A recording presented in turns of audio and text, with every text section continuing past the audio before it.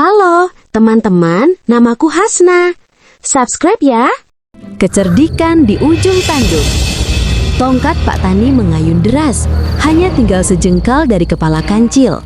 Ide brilian muncul di benak Kancil. "Tunggu Pak Tani, jangan pukul!" seru Kancil dengan suara yang pura-pura ketakutan dan penuh hormat. "Apakah Bapak tidak melihatnya? Sungai yang mendidih itu!" Pak Tani berhenti mendadak, bingung. "Sungai mendidih? Sungai mana yang kau maksud, Kancil? Jangan mengarang." Kancil menunjuk ke sebuah tempat kolam lumpur dangkal di sebuah tempat yang agak jauh dari kebun. "Tentu saja ada, Pak Tani yang bijaksana.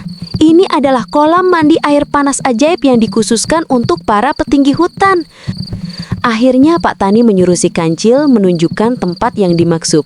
Dan tentu si Kancil dengan senang hati mengantar Pak Tani, meskipun gemetar dalam benak si Kancil. Setelah sampai di tempat yang dituju, Pak Tani melihat pantulan cahaya obor di air keruh itu. Airnya memang terlihat bergolak dan mengeluarkan sedikit uap dingin di malam hari. Karena terlalu lelah dan marah, logika Pak Tani tertutup oleh rasa penasaran dan ketamakan. "Benarkah? Kolam raja?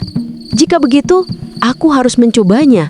Aku pasti akan menjadi orang kaya dan perkasa," pikir Pak Tani. "Tapi Bapak harus hati-hati, Pak Tani. Airnya sangat panas.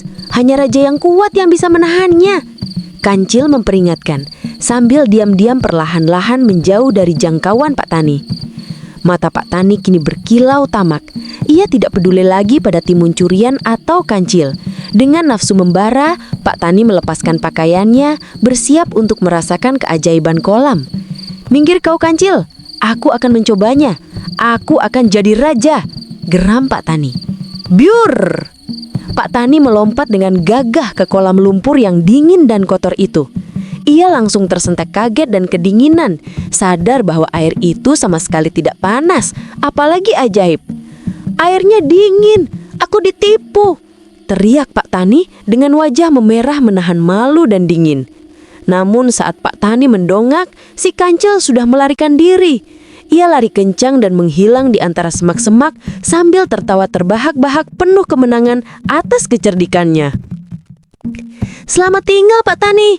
Lain kali jangan mudah percaya pada kabar dari orang baru," teriak Kancil dari kejauhan. Pak Tani hanya bisa menggerutu kesal di tengah kolam lumpur dingin, menyesali kebodohannya. Si Kancil memang cerdik, tetapi kita juga belajar bahwa kecerdasan tanpa kejujuran hanya akan membawa masalah bagi orang lain. Sampai jumpa lagi teman-teman. Jangan lupa subscribe channel ini, like, komen, dan share agar makin semangat menemani teman-teman. Dadah!